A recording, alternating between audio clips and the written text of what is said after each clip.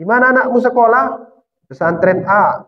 Senangnya dia di sana? Itu yang ditanya. Bukan ditanya berilmunya dia di sana. Nah, senang dulu itu. Rubah zaman kita ini sekarang. Jangan cepat kali jadi penceramah dalam agama ini, bahaya. Baru 2 hari ikut pesantren kilat, udah ceramah dia, habis jamaah dibuatnya. Susah orang jadinya. Bersalah-salahan. Ada lagi baru 3 hari masuk grup WhatsApp sunnah, langsung ceramah dia, bersalah-salahan. Semua bid'ah. Semua bid'ah, tidak ada yang betul. Yang betul dia saja. Itu hati-hati itu ceramah begitu. Nanti umat jadi pecah-pecah. Kalau dia baca tafsir At-Tabari, dia akan tahu banyak perbedaan pendapat dalam Islam yang bisa ditolerir. Itu isinya ini Pak, tafsir At-Tabari ini. Perbedaan yang banyak, tapi semuanya masih dalam koridor Islam. Jangan sikit-sikit beda, ribut. Atau semua boleh beda, bahaya juga. Jadi caranya bagaimana? Baca kitab-kitab para ulama. Itu baru bagus nanti pahamnya. Bapak ibu sekalian, itu paling kecil. Apa yang menengah Ustaz? Ada lagi yang menengah tidak sekecil itu? Ada. Ini salah satu tadi. Tafsir At-Tabari, 13 jilid. Ada namanya yang lebih agak besar sedikit, namanya Tafsir Sya'rawi, sekitar 25 jilid.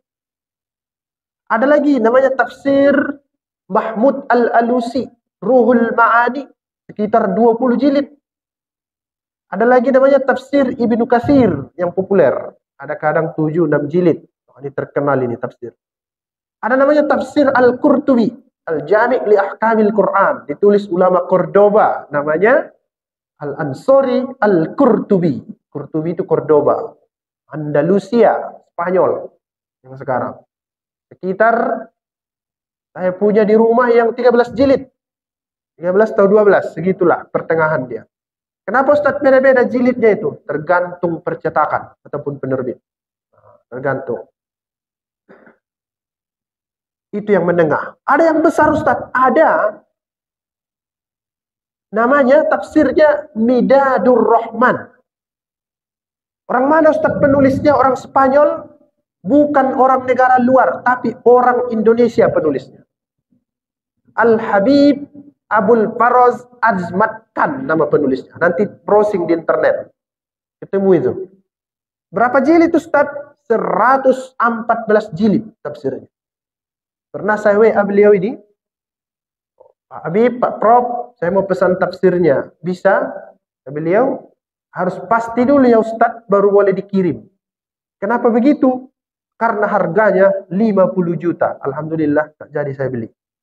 Ada duit. 50 juta ditawarkannya. Kalau Masjid Istiqomah mau beli, nanti saya kasih nomor Habibnya. Jadi buat perpustakaan di sini, ya kan Pak? Supaya bisa nampak warisan bangsa kita ini dalam bidang tafsir. Nah, itu baru. Inilah yang harus kita tahu. Jadi, maksud saya begini, Pak BKM, Bapak-bapak Ibu-ibu sekalian, jangan cepat kali jadi penceramah dalam agama ini, bahaya. Ada itu, baru 2 hari ikut pesantren kilat, udah ceramah dia, habis jamaah dibuatnya. Susah orang jadinya. Bersalah-salahan. Ada lagi, baru 3 hari masuk grup WhatsApp sunnah, langsung ceramah dia, bersalah-salahan. Semua bid'ah. Tepung tawar bid'ah. Semua bid'ah, tidak ada yang betul. Yang betul dia saja. Itu hati-hati itu ceramah begitu. Nanti umat jadi pecah-pecah.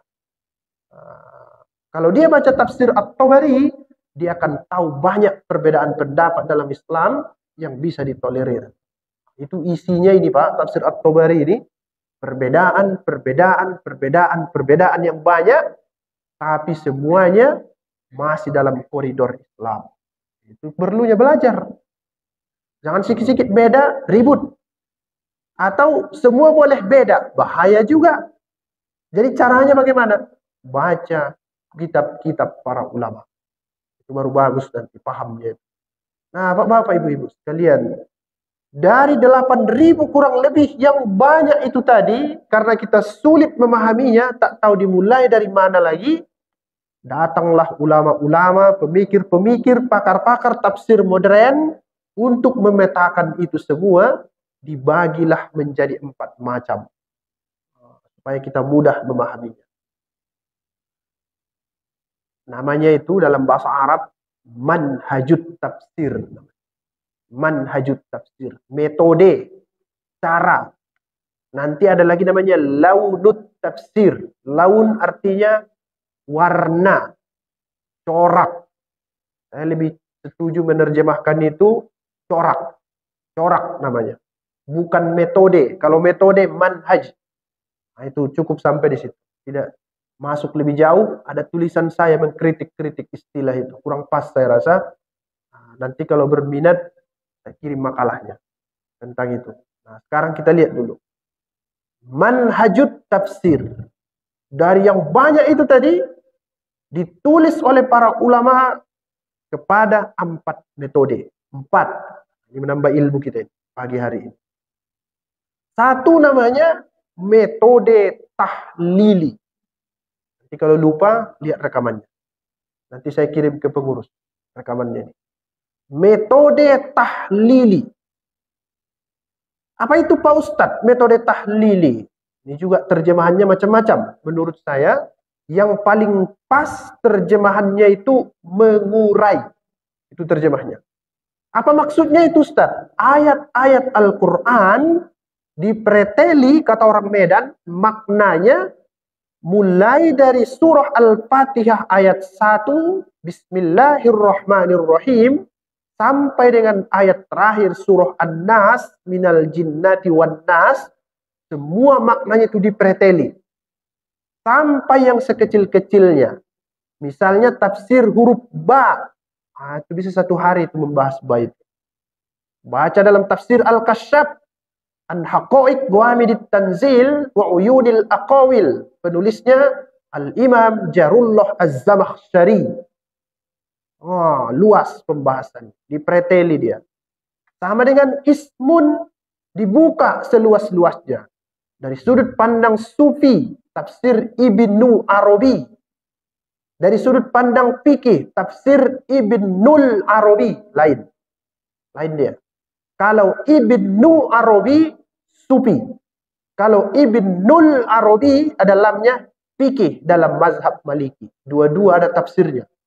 Nah, tafsir Ibnu Arabi, ada tafsir Ibnul Arabi. Lain. Beda itu alirannya. Nanti mereka membahas ismun, satu sufi, satu fikih. Lain. Yang fikih bilang, boleh nggak baca bismillah kalau baca Fatihah? Ah, itu fikih pembahasannya. Wajib nggak baca bismillah kalau nyembelih hewan? Fikih pembahasannya. Tapi kalau sufi, lain. Dia sebut bahwa Asmaul Husna itu adalah bagian dari doa-doa yang harus tertanam dalam jiwa manusia dan harus diteladani untuk memperbaiki akhlak manusia. Nah, sufi lain. Jadi hukum yang ini hati. Beda kan? Terus kita baca tafsir Ibnu Arabi. Ini dipreteli maknanya. Semua dipreteli. Namanya itu tahlili. Satu. Yang kedua apa Pak Ustadz? Metode ijmali. Metode ijmali. Apa bahasa kerennya? Kalau di kampus, global. Kalau bahasa kita, umum. Umum-umum saja. Penjelasannya biasa-biasa saja. Tidak dalam seperti tahlil itu tadi. Ijmali, salah satu contoh tafsirnya yang saya sebut tadi. Tafsirul Jalalain. Mudah-mudah saja. Oh, tidak mendalam. Bagus itu, bagus. Tergantung kebutuhan.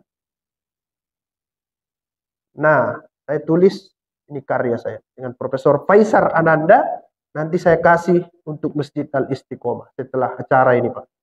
Ini namanya tafsir aplikatif. Ini namanya metode ijmali. Umum-umum saja ini. Ini baru surah Al-Baqarah. Saya tulis dengan Pak Faisar di koran Waspada. Lama-lama dikumpul terbit. Nanti sebentar lagi insya Allah surah Al-Imran akan terbit. Metodenya apa? Ijmali. Global-global saja. Tidak terlalu mendalam karena sasaran pembacanya masyarakat Kota Medan yang banyak kesibukan di sana sini. Orang Medan ini sibuk kali kan, mau beli bika Ambon, kemana-mana lah banyak urusannya. Ya udahlah, tulis tafsirnya yang sederhana-sederhana. Ada satu lagi tulisan saya, metode tafsir tahlili, tapi masih proses. Insya Allah terbit akhir tahun ini. Itu hasil-hasil ceramah saya di Masjid Pak Maratua itu tadi. Karena mereka dosen, guru, mereka mau tafsirnya lebih rumit sedikit. Nah, biasalah itu, tergantung selera kan. Ini pun saya tanya pengurus, rumit enggak kajiannya di Masjid Istiqomah? Nah, kata beliau, tak usah dulu Ustaz, kita yang penting mengaji. Oke, saya bilang. Dua-dua betul itu Pak. Mau yang rumit, mau yang setengah rumit, mau yang mudah, yang penting mengaji dulu. Nah, gitu. Yang penting datang. Alhamdulillah pagi ini sudah datang. Yang ketiga, namanya metode mukorin. Boleh juga. Metode mukoron. Boleh. Dua-dua boleh. Bahasa kerennya komparatif. Perbandingan. Bahasa kitanya perbandingan. Apa maksudnya itu Pak Ustadz? Tafsirnya itu membanding-bandingkan ayat-ayat Al-Quran yang mirip. Kan sering itu Pak. Ayat itu mirip sama itu. Ayat itu mirip sama itu. Sering itu. Bahkan yang diduga sama. Contoh. Fabi ayyi ala'i rabbikuma tukadziban. Itu bunyinya sama. Tafsirnya lain-lain itu. Dari mana taunya? Namanya itu munasabah. Ada ilmunya khusus. Ini ayat ini setelah ini bunyinya ini lain artinya. Kalau ayat ini bunyinya seperti ini, tapi yang sebelumnya begini, lain artinya. Namanya itu metode mukoron. Metode mukorin. Manhajul mukorin fit tafsir. Atau mukoronatut tafsir. Nah, itu istilah-istilah. Muqaranatul madzahib fit tafsir, boleh juga. Itu istilah-istilah bahasa Arab. The comparative of Quranic exegesis, bahasa Inggrisnya. Sama itu semua. Tafsir perbandingan. Dibanding-banding dia. Bisa juga membandingkan ayat Al-Quran dengan hadis yang diduga sama atau diduga bertentangan. Ada itu kadang. Bertentangan dia. Namanya metode muqaron. Atau membanding-bandingkan penafsiran ulama dengan ulama lain.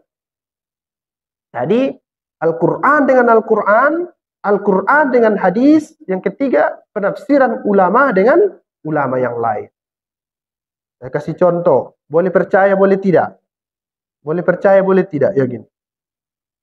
Menurut Imam Qurtubi, yang disembelih itu bukan Ismail, tapi Ishak alaihissalam. Menurut Imam At-Tabari, yang disembelih itu Ismail alaihissalam, bukan Ishak alaihissalam. Mana yang betul? Kajiannya khusus. Jangan putuskan dulu. Tapi dibanding-banding. Dibanding-banding penafsiran ulama itu. Namanya metode muqaron. Muqaranatul madzahib fit tafsir. 3. Yang keempat, yang terakhir namanya metode maudu'i. Bahasa kerennya tematik, berjudul. Kalau bahasa kitanya itu judul. Nah, itu ada 2. Satu, kasih judul khusus. Misalnya, itu kalau ada namanya Masjid Siti Fatimah. Iya, Siti Fatimah. Di Jalan Bayangkara 1. Nah, itu pengajiannya lain. Mereka itu tematik. Misalnya dikasihnya saya judul kemarin, silaturahmi dalam Al-Quran. Udah itu aja ceritanya, tak boleh yang lain. Ada juga pernah saya dikasih judul, manusia dalam Al-Quran. Itu dibahas. Yang kedua, temanya tak dikasih, tapi dikasih surahnya, tematik juga. Ini permintaan Pak BKM yang pagi ini, yang itulah itu. Pak BKM bilang ke saya, pembahasannya surah Al-Kahfi. Itu namanya metode maudu'i, tapi versi yang kedua. Kalau yang pertama tadi kasih judul, kalau yang kedua kasih surahnya langsung. Begitulah itu Pak. Metode tematik. Nah, ini tematik ini biasanya, ini dikaji di kampus. Jarang masjid minta itu. Kalau dia tematik, itu memang di universitas. Kalau di masjid, Saya ceramah baru satu. Namanya tadi Masjid Siti Fatimah. Ini yang kedua ini. Istiqomah ini. Di kampus dia. Mungkin karena kita sudah lama ngaji, perlu yang begitu. Pilihlah Pak. Manapun yang selera masyarakat. Yang penting ngaji. Itu dulu. Nah, itu dulu. Nah, coba kita masuk sedikit. Tentang request dari masjid kita ini. Tentang surah Al-Kahfi itu tadi. Saya masuk ke situ dulu. Setelah penjelasan tentang pengantar-pengantar tadi. Yang saya sebutkan tadi itu Google Map lah itu.